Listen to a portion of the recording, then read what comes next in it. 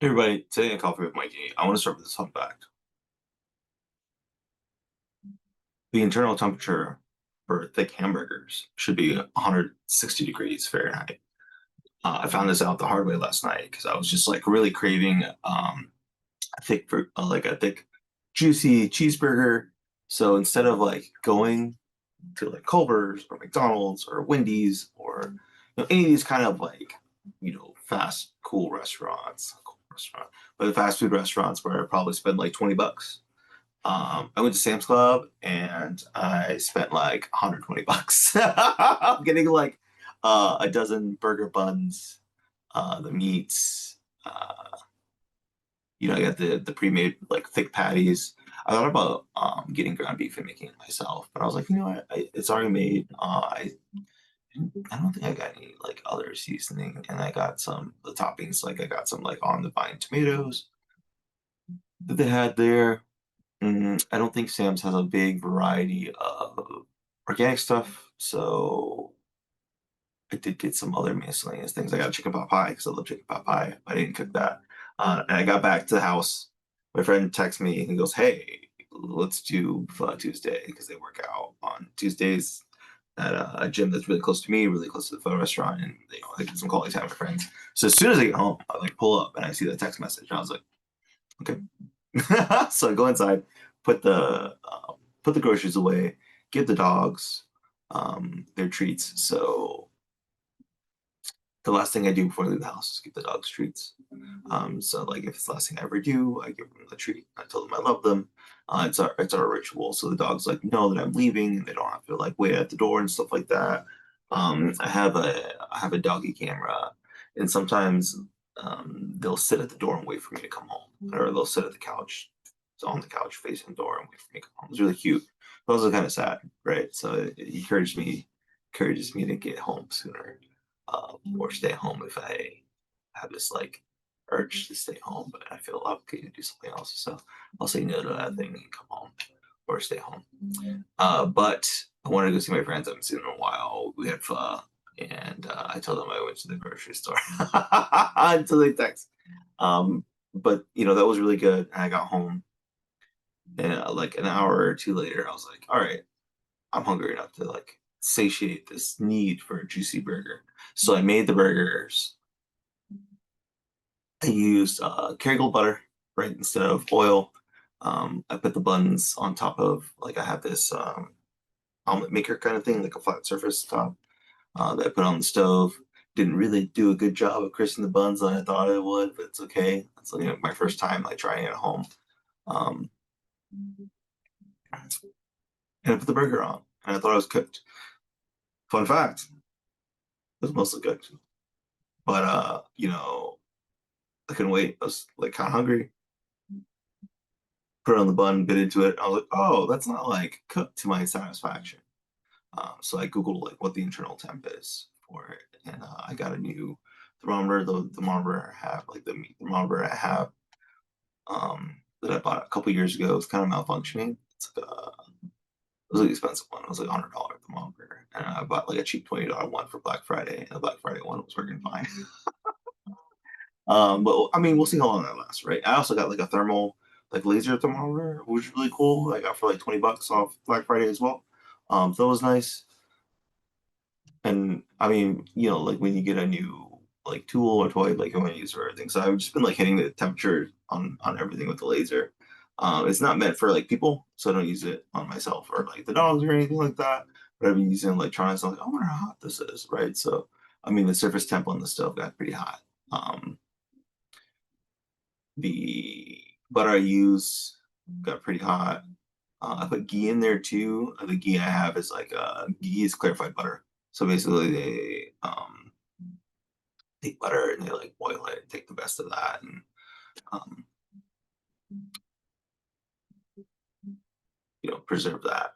Um, that's how I understand what ghee is. I don't know. Maybe there's like a very like intricate process that I'm not familiar or aware of. But I use ghee, give it a different flavor profile than like the standard Kerrygold, which was fine. I did like it, but I was like, oh man, let me cook this some more.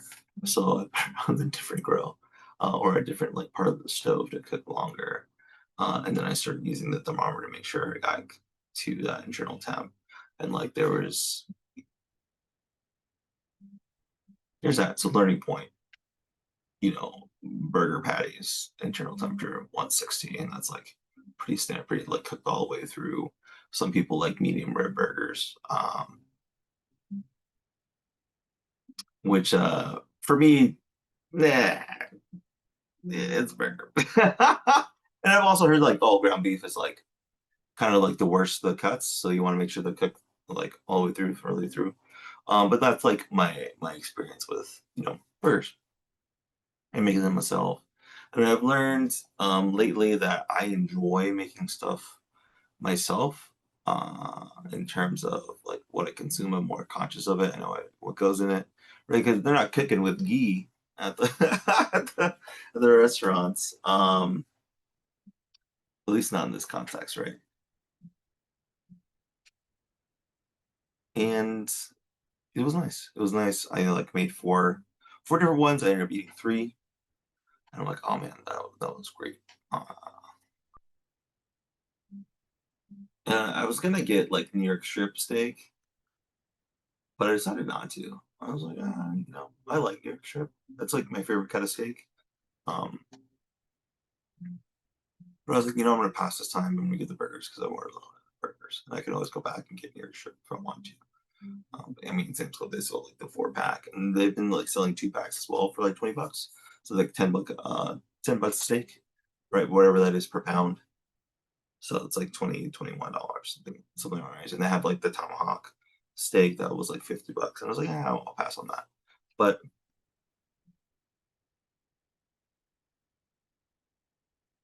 yeah, I mean, I just had this craving, so I went for it.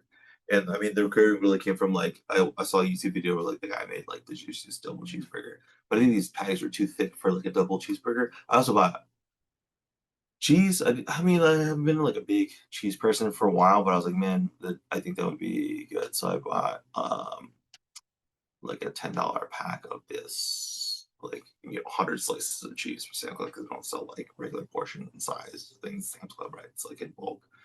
Um, it's like Monterey Jack and something else, and I was like wondering what kind of cheese I should get. And I remember watching Rescue Rangers as a kid, and Monterey Jack is like one of the mice. And I was like, I'm gonna do that. It's like Monterey Jack and cheddar. Right? He would always like love cheese, so anytime like there was cheese, he would like be hypnotized by it, and I thought that was really funny. So I was like, oh well, I mean that's a deciding factor. Like that's the marketing like that was ingrained in me as a child that I should get Monterey Jack cheese instead of anything else. I don't even know what Monterey Jack cheese is. I don't know. It was good though. I put it on the burger. I let it melt for like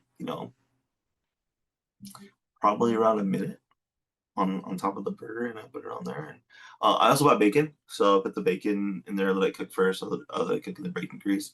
Fun fact: when I went to go reheat the burger later on, I had a bit of a grease fire because I let it go too high too long.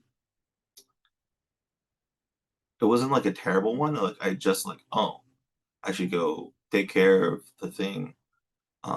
So like I walked away for maybe a minute or two, and then I was like, I should go take care of that. Like I can smell the smoke, so I went there. And as soon as I got there, I was like smoking real bad. I was like, oh, I was gonna start a grease fire. And guess what?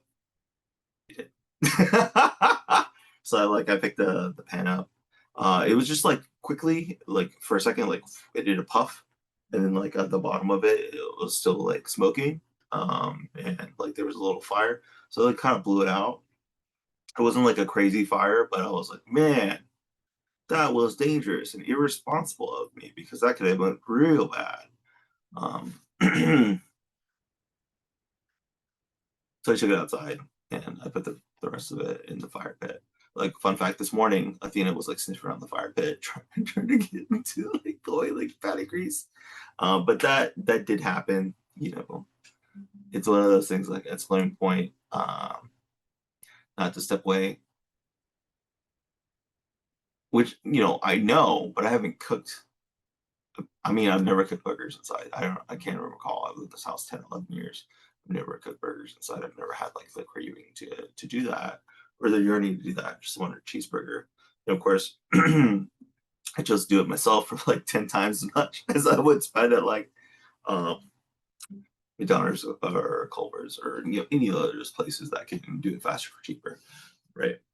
And when I was at the restaurant with my friends before I started cooking after when shopping at Sam's Club, we talked about consistency, right? Like the burger you get at McDonald's here is the burger you get at McDonald's anywhere in the world. The fry is going to be the same. The consistency is there, and that's what I mean. That's what you go for, right? For me, I mean, the consistency with the four burgers I made, they're different because the first burger was like undercooked for me. The second burger was it was pretty good. But I do say to myself, like that was what I was looking for. I was like, all right, that's pretty good. Like, and I like heated up the first burger more. I was like, all right, cool, that's good. So I mean, they're all good. The three that I ate, and like it satiated that need. So now I have like four more patties that I like ziplocked up and have them in the fridge. I didn't season them, so I seasoned them before I put on there. So I used Himalayan pink salt and black pepper, and that was it. I mean, like I guess there's burger seasoning that you get too, but I didn't feel like I need to do it, and it was like sufficiently good. So along with the cheese, I didn't like really taste anything with the cheese. Maybe like I cooked it too long. I didn't really like get a melting cheese. I didn't cut up any tomatoes to put in there, so I bought the tomatoes specifically so I can put it on top of the burger. Uh, but I forgot about it. I was so like focused on like cooking the burger right. Especially after like the first one, I was like, oh, like how do I fumble cooking burgers, bro? Like, but also I didn't. I had it in the grill and the stove inside because it was like midnight, right? I'm not gonna get out and like cook out in the front yard in the middle of the night or even the backyard. I mean, the reason I don't grill in the backyard is because I'm afraid the dogs are gonna run by it and like knock it over, or like hurt themselves like, with the fire and stuff like that. If they get too close because they smell the food cooking there and I want to come and sniff it. So I don't do that.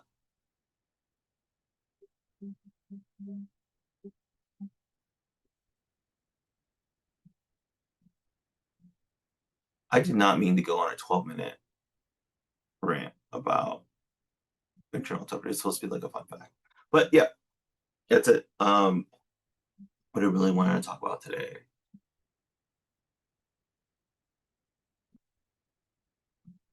which is my craving for burgers, apparently.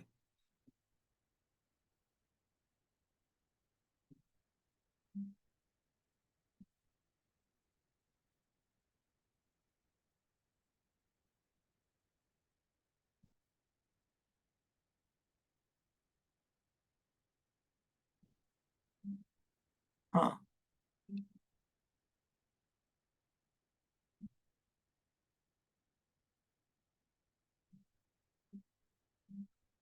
Yeah, I guess what I wanted to talk about yearnings because I had this yearning for the burger and I went for it. And because I satiated that yearning, I mean, I've accomplished like this learning point of exploring new things in my life. New things are like old things, right? And chasing the alternatives. So, like I said, I could have went to a fast food place and got it for much cheaper, or I could have did it myself. Even getting 8 burgers at the fast food joint would have been cheaper than what I paid at Sam's Club for all the things, right? The meat itself for the burger patties around $20. The buns were like $3. Tomatoes were like $2, even though I didn't use them. I had ketchup and I have this avocado mayonnaise at home that I really like, and I mean those were a few bucks a piece. So I don't know. I don't know. Like now that I'm satisfied with the yearning, I probably won't cook burgers again for like outside of the four that I still have to cook for like another year. And now I know, right? And I know to look for like the internal temperature, blend this lesson. And now I know to like look up what they should be because I just assume like, oh, it looks cooked enough, right? And I like my cousin taught me this technique where like if you cookie eat regular beef, if you press on it and it's firm, right with the tongs or like I had a spatula to push on a spatula, the less point is like the less it responds, the more cooked it is. I don't know, like you taught me that like years and years ago. Oh, okay. So I was doing that, and I thought it was like, firm enough. It was not firm enough for me. So it was a surprise. And then I had like the flavor of the ghee on that as well. So like in the future, I don't think I will use ghee. I'll probably just use like regular butter or like a cooking oil. I ended up sort of like reheated the burgers later because I ate two, but I reheated two later. I use this rice bran oil, which I have as a higher like heat temp, right? So oh, it started. Sorry, it's a higher smoke temp. Um, so that was good.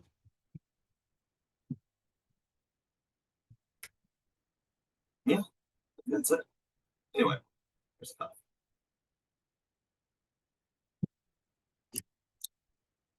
Yeah, yearnings are something that we're learning in the master's program that are like, hmm, I should satisfy this need, this curiosity. And then like for me, getting a burger is low stakes, right? Like seeing like, I think like it's something that I want to do. I want to get home more instead of going out more. The the trade off for convenience is not having the satisfaction of accomplishing something. I did learn something in terms of your burgers, and like I don't know, that's something I really like. I really enjoy learning cooking more at home. I enjoy it. I like it. Um, do I think that it's something I'm going to do all the time, every time? No. Do I think like once I'm independently wealthy, I get a personal chef? Yes, absolutely. But I do enjoy cooking itself. I used to host a lot in my house. I probably hosted like once a week and have people over and feed them and we'll watch a movie or something like that. And I think I stopped doing it probably like a year or two ago, maybe like stopped inviting people over all the time. I just got so tired.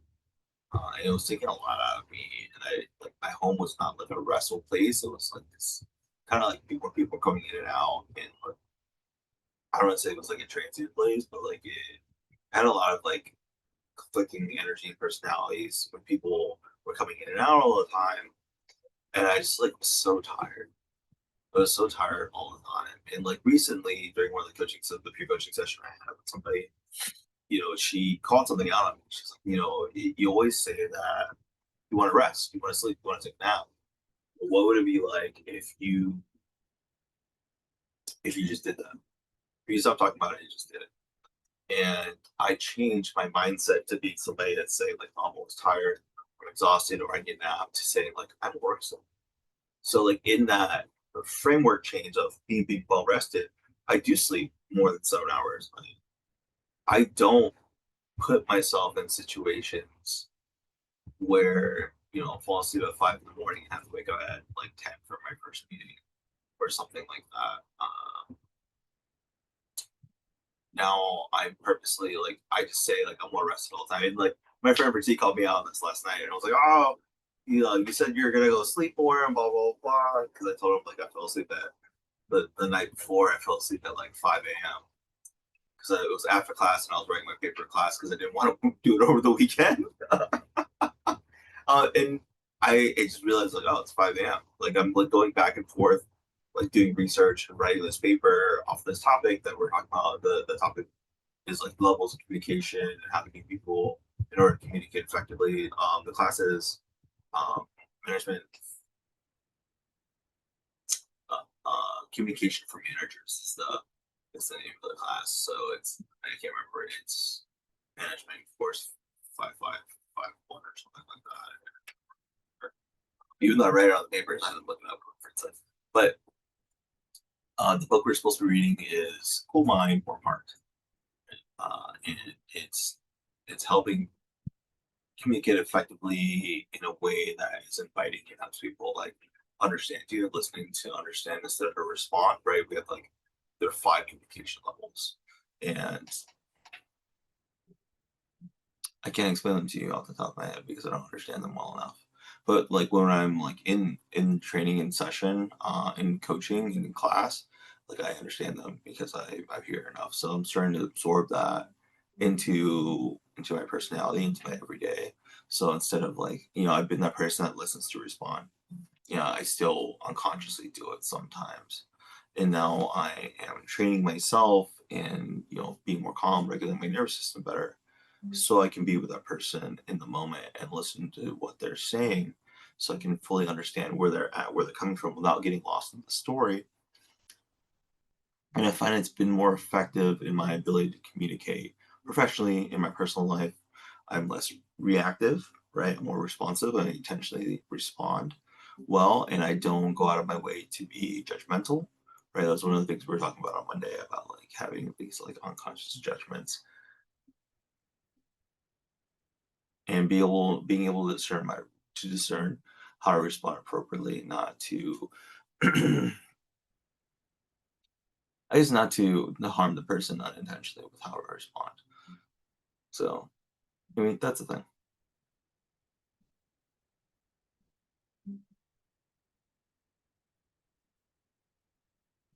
I think we're a good place to stop. Anyway, okay, thanks. Bye. Take care.